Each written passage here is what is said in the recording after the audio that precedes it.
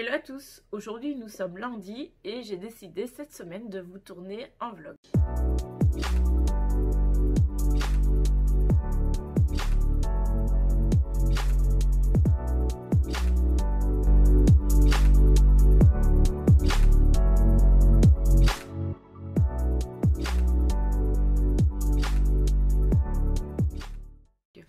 Alors pour bien commencer, donc le facteur vient de passer et il m'a apporté ce colis que je propose qu'on déballe ensemble. C'est parti.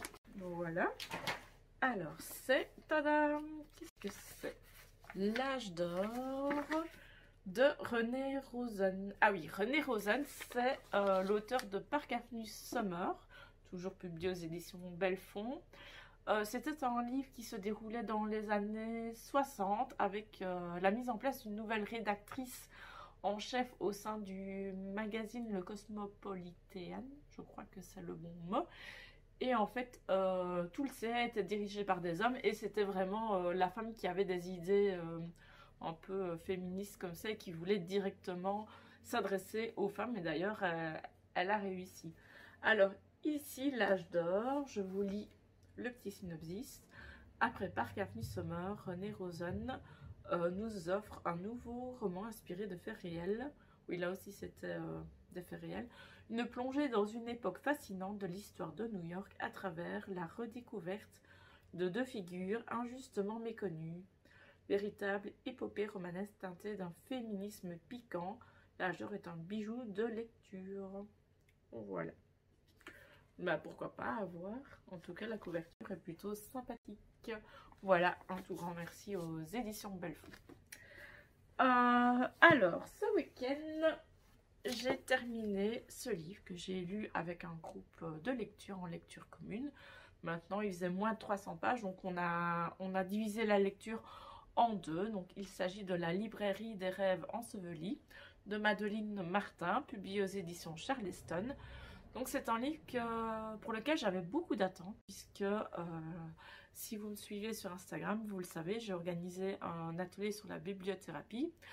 Et dans cet atelier, j'expliquais que la bibliothérapie avait été notamment utilisée durant la guerre par une bibliothécaire, c'est Sadie Peterson, qui grâce au livre soignait, entre guillemets, en tout cas elle aidait les patients qui subissaient qui étaient dans la clinique pour du stress post-traumatique. Et donc là, dans la librairie des rêves ensevelis, on va suivre Grace qui débarque à Londres avec sa meilleure amie. Malheureusement, elle n'a pas de lettre de référence, donc grâce à l'intervention de sa logeuse, elle arrive à trouver un petit boulot dans une librairie. Sauf que Grace, elle n'aime pas trop lire, mais voilà, au fur et à mesure, en échangeant avec certains lecteurs, dont notamment un beau jeune homme, elle va découvrir le Comte de Monte Cristo, qui va être une lecture un peu qui va tout changer pour elle. Et donc, elle va enchaîner les lectures. Et Grace, en fait, plusieurs fois, elle va utiliser la lecture pour essayer d'adoucir un peu la guerre. Il y a une scène assez forte comme ça où il y a un bombardement sur Londres et Grace va lire à haute voix dans le métro pour toutes les personnes qui s'y sont réfugiées, pour essayer un peu de les distraire de ces moments complètement stressants, angoissants. Voilà. Alors là, pour le pitch, je trouve que moi ça me donne vraiment envie, mais le livre, il y a certains bémols, notamment que les personnages, bah oui, sont intéressants, mais pas forcément attachants. On a l'impression vraiment que c'est survolé. Et au niveau du style, je trouve que le livre aurait gagné beaucoup à être un peu retravaillé. C'est beaucoup trop léger par rapport à toutes les thématiques qui sont abordées. Maintenant, je sais que c'est peut-être pour casser un peu la guerre et l'angoisse de tout ce qu'on décrit, mais voilà. Je pense que le livre, il faudra un peu le retravailler, tout simplement. Mais sinon, le principe, il reste vraiment très sympathique. Voilà, je sais que c'est un avis que je partage avec pas mal d'autres lectrices qui reprochent aussi au livre d'être un peu léger, voire pour certaines un peu cucu. Voilà. Donc voilà pour ma lecture de ce week-end. Alors,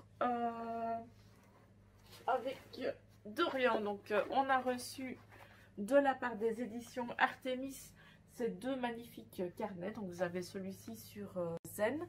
Donc c'est de la colorithérapie. N'hésitez pas à me dire si vous aimez bien de temps en temps colorier. Voilà. Donc c'est un peu comme des mandalas quoi. Plus de couleurs, moins de stress. Je vous montre quelques motifs. J'espère que vous n'entendez pas trop parce qu'on est en train de faire des travaux dans ma rue. Vous avez un deuxième sur les animaux fantastiques. Voilà. Il y en a vraiment de très chouettes. Voilà. Ceux-là, ils sont beaux. Comme vous voyez, Dorian a déjà inauguré les livres. Donc voilà. Voilà pour ces deux-ci qui sont vraiment très très beaux. Et je remercie la maison d'édition. Voilà. C'est la première fois que je collabore. Non, pas je collabore puisque c'est pas rémunéré. Mais que j'ai un partenariat avec elle. Alors ensuite... la période du carnaval, donc j'ai acheté quelques livres parce que je trouve qu'on n'en a pas beaucoup dans nos bibliothèques. Donc tout d'abord il y a Choupi se déguise, donc là c'est vraiment pour les tout petits. Et donc je l'ai raconté à Dorian, mais je vois bien que lui qui a 5 ans maintenant, bah, ça devient trop petit. Voilà, donc on voit Choupi qui va se déguiser en clown pour fêter le carnaval. Et donc le spectacle va pouvoir commencer, donc on voit qui fait la fête avec ses parents. Voilà. Et un deuxième que j'ai choisi parce que il y a des petites puces sonores. Donc c'est le Carnaval des animaux. Et là c'est plutôt un livre musical puisque à chaque fois vous avez des pistes sonores. Voilà. Et vous avez à chaque fois des instruments différents. Donc ça peut être bien en plus de ça si vous voulez faire découvrir les différents instruments de musique à l'enfant. On a aussi à chaque fois un animal, des animaux différents. Voilà. C'est très, très simple, mais très sympathique. Voilà. Bon, les illustrations sont assez sympas aussi. Voilà, donc c'est publié aux éditions Groom, illustré par Séverine Cordier. Voilà, et c'est vraiment pour les enfants dès 1 an, quoi. Voilà. Alors, plus dans la tranche d'âge de Dorian, je lui ai lu celui-ci, donc c'est Gaston Grognon, publié aux éditions Casterman dans la collection Castor Minouche, une histoire et on se couche. Donc exactement, on l'a lu avant d'aller dormir. Et donc là, c'est vraiment une course entre animaux, donc voir le premier qui va gagner, et c'est pas forcément celui qu'on croit. Voilà, donc c'est une histoire assez sympa, assez drôle. Les illustrations sont très chouettes. Voilà. Donc c'est écrit par Suzanne Lang et Max Lang. Voilà. Et apparemment Gaston Grognon est une série puisque le premier titre a été vendu à plus de 22 000 exemplaires. Voilà, c'est pas mal du tout ça. N'hésitez pas à me dire alors si vous connaissez. Alors, dernière chose, et puis je vous laisserai parce que ça va faire déjà bientôt 10 minutes que je vous retiens. Vous l'avez sûrement vu sur Instagram, je vous avais proposé un concours pour lire, pour avoir un exemplaire, pour gagner un exemplaire du nouveau Mélissa d'Acosta. Je l'ai reçu également pour moi, voilà. Donc c'est Les douleurs fantômes qui est la suite de Je revenais des autres avec les personnages de Ambre, Anton, Gabriel, Tim, Rosalie. En fait on va les suivre quelques années plus tard. Donc voilà, donc ça c'est un livre que je vais vous proposer de lire en lecture commune. J'aimerais bien d'abord relire le premier en diagonale pour pouvoir réenchaîner celui-ci. Donc si ça vous intéresse, n'hésitez pas à me mettre un petit commentaire ou à venir me trouver sur Instagram et alors on pourra former un groupe et lire ce livre en lecture commune. Je ne vous présente plus Mélissa d'Acosta puisque c'est actuellement une des auteurs les plus en vogue. Je pense d'ailleurs qu'elle fait partie du top 10 des auteurs les plus vendus en France. Voilà. Hello tout le monde, on se retrouve quelques jours plus tard et donc c'est le moment de faire un petit point lecture. Alors j'ai terminé ce roman que j'ai lu en lecture commune avec un groupe, donc c'est le tout premier livre de Melissa d'Acosta, Tout le bleu du ciel. Vous en avez sûrement déjà entendu parler. Alors pour moi c'est un coup de cœur, voilà, donc ça a été 800 pages, oui 820 à peu près.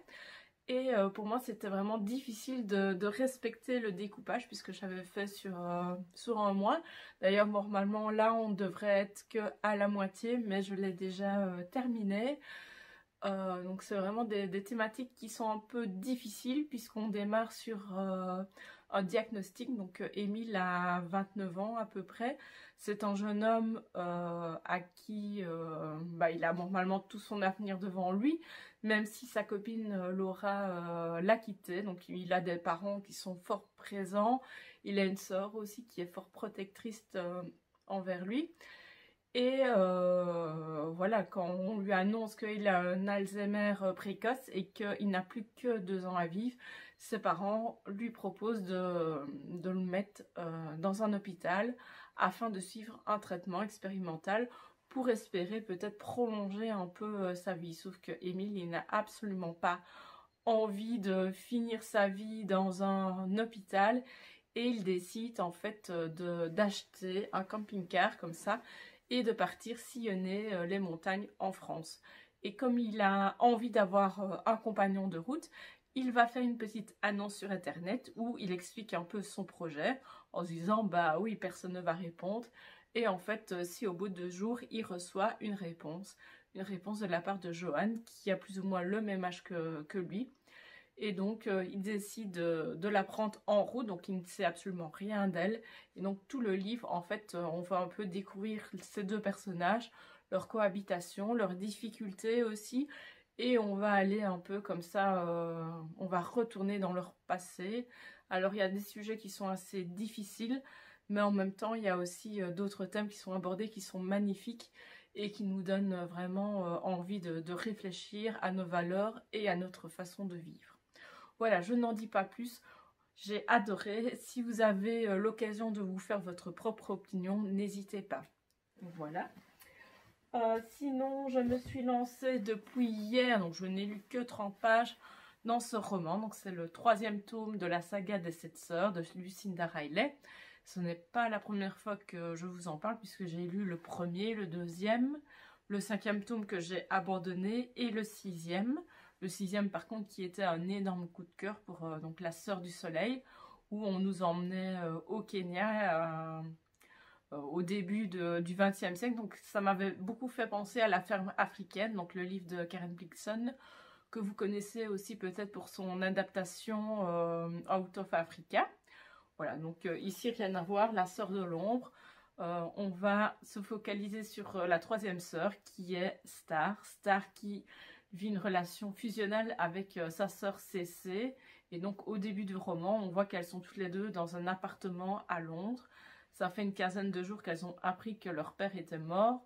Et donc elles doivent gérer leur deuil. Donc on conseille notamment à Star de se mettre à écrire dans un carnet. Tandis que sa sœur est plutôt en train de se lancer dans des nouveaux projets, donc l'achat d'un nouvel appartement.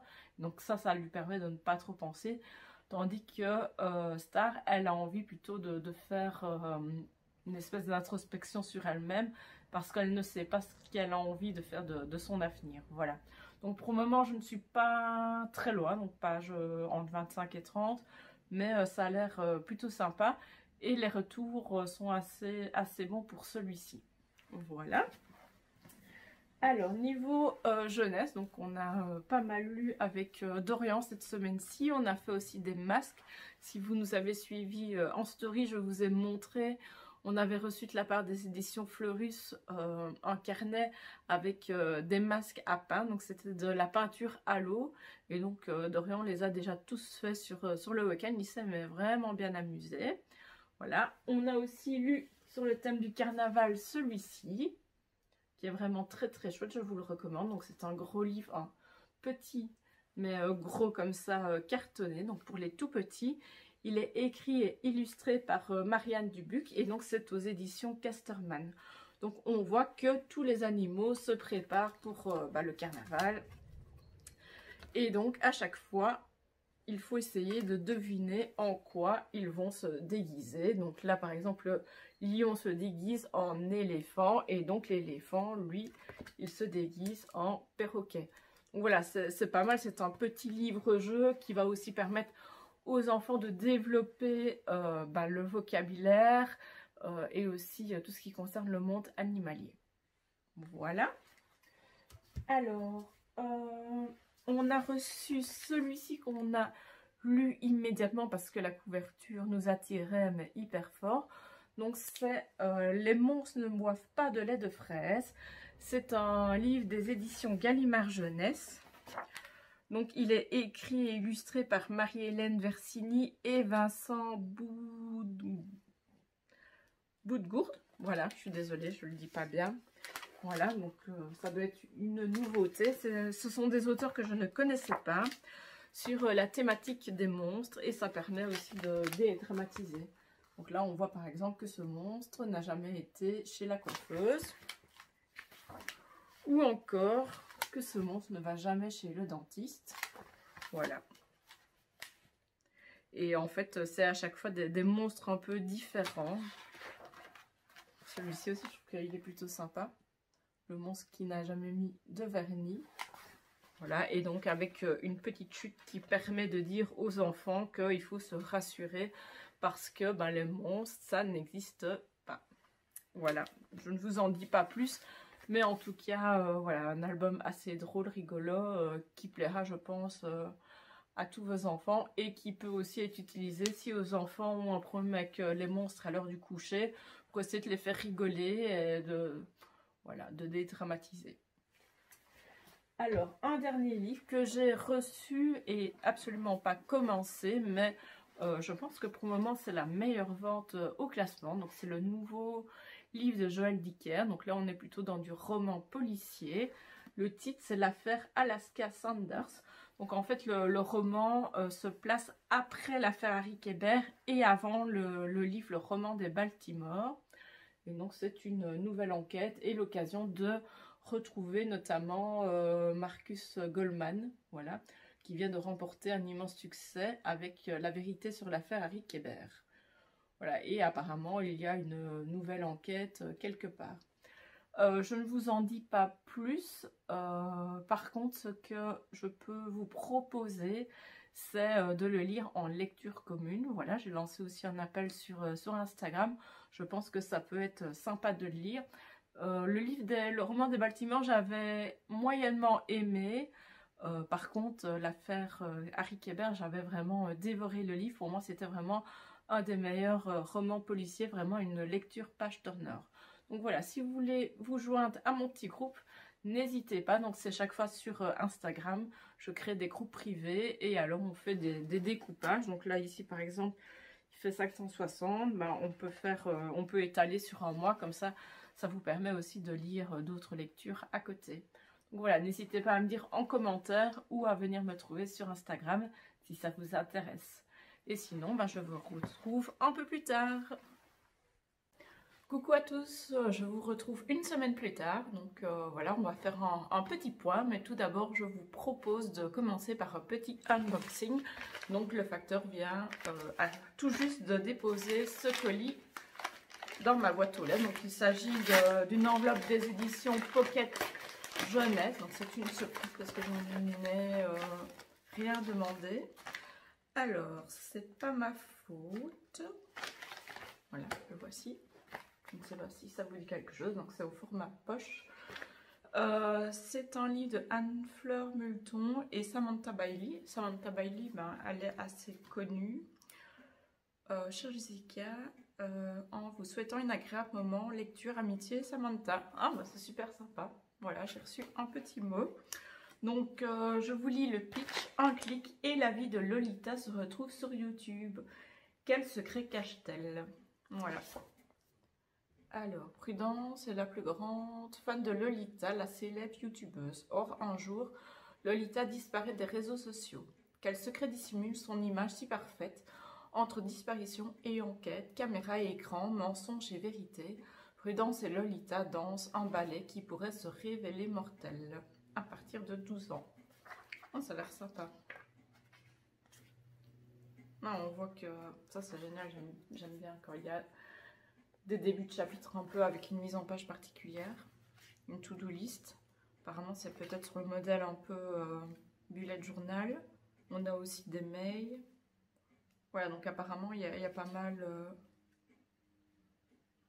au niveau du roman. Donc voilà, un tout grand merci aux éditions Pocket Jeunesse, ça a l'air sympa. Alors, un petit bilan de mes lectures. Donc cette semaine-ci, j'ai lu le tout nouveau roman de Agnès Martin-Lugan. Donc c'est son 10e roman qui va sortir d'ici ce mercredi en librairie. Donc je l'ai lu avec un peu d'avance et je l'ai reçu, comme vous le voyez, dédicacé. Donc j'étais ravie parce que j'adore Agnès Martin-Lugan. D'ailleurs, je pense que à part Une évidence, j'ai lu tous ses romans. Donc ils sont une dizaine, c'est son 10e celui-ci. Et donc La Déraison, c'est un roman assez sombre, puisque on apprend dès les premières pages que l'héroïne est atteinte d'une maladie et qu'on sait qu'elle vit ces derniers mois sur Terre. Donc déjà quand j'ai fait ce constat, ça a été assez dur pour moi de rentrer dans l'histoire en sachant que mon héroïne, l'héroïne, allait ne pas s'en sortir. Donc Madeleine a une quarantaine d'années. Elle vit dans le même immeuble que son ex-mari Vasco, avec qui elle dirige une agence de voyage. Donc, en fait, ils se sont séparés, mais ils sont toujours les meilleurs amis du monde. Ils ont une fille qui s'appelle Lisa et qui a entre 18 et 20 ans. Et donc, La Déraison, donc c'est une alternance entre les deux protagonistes principaux. Il y a aussi donc Madeleine, mais aussi Joshua qui est un ancien musicien qui vit en Bretagne et donc il a une maison au bord de la mer et il est complètement dans une dépression. Voilà, alors heureusement il a son fils Nathan qui a aussi une vingtaine d'années qui est là pour veiller sur lui. Donc voilà, ça c'est pour la partie pour Joshua. Tandis que Madeleine, elle décide de mettre un peu de l'ordre dans sa vie avant de partir et elle aimerait bien partir en n'ayant pas de regrets. Donc c'est pour ça qu'elle va décider de confier les secrets de sa jeunesse à Lisa. Et pour ce faire, en fait, elle va emmener Lisa dans la maison, une petite maison de vacances familiales, également en Bretagne. Voilà, je ne vous dis pas plus, donc même si au début j'avais un peu peur puisque l'héroïne était atteinte de maladie, le roman n'en demeure pas moins intéressant, notamment avec les personnages qui gravitent autour d'elle, qui ont vraiment des belles valeurs, qui sont extrêmement bienveillants. Je pense notamment aux deux enfants des deux personnages principaux. Et voilà, on va découvrir aussi la jeunesse de Madeleine avec une histoire d'amour un peu folle. Voilà. Alors, ce n'est pas mon préféré, puisque mes préférés, mon top 3, c'est Les gens relisent et boivent du café, sa suite. Entre mes mains, le bonheur se faufile et la datcha. Mais voilà, c'est quand même une chouette lecture et surtout j'ai eu la chance la semaine passée de vivre une rencontre exclusive sur Google Meet pendant 1 heure avec Agnès Martin-Lugan qui a expliqué un peu les coulisses de la création de ce nouveau roman et ensuite elle a accepté de répondre à nos questions. Donc voilà, j'ai pu lui livrer mon opinion sur son roman et aussi lui poser quelques petites questions. Donc c'était vraiment super chouette. Donc un roman aux éditions Michel Lafon. Alors, cette semaine, enfin la semaine passée plutôt, j'ai eu quelques visites de classe et donc les thématiques c'était beaucoup sur le thème du printemps puisque aujourd'hui on est le 21 mars. Et donc pour ça, j'ai été piocher dans ma bibliothèque un livre que j'adore, donc vraiment pour les enfants. Donc je l'ai lu notamment à des 3e maternelles et il est très bien passé. Donc il s'appelle Merveilles de la nature, découvre le monde fabuleux des fleurs en pop-up. Donc c'est aux éditions Kiman, voilà, et donc c'est fait par Youjin Kim. Donc voilà, déjà la couverture elle est super belle. Mais alors à l'intérieur, vous avez vraiment des super beaux décors.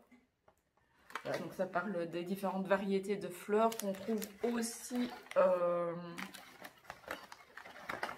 sur la terre fermée, aussi dans les étangs, voilà, avec les nénuphars. Voilà. Vous avez aussi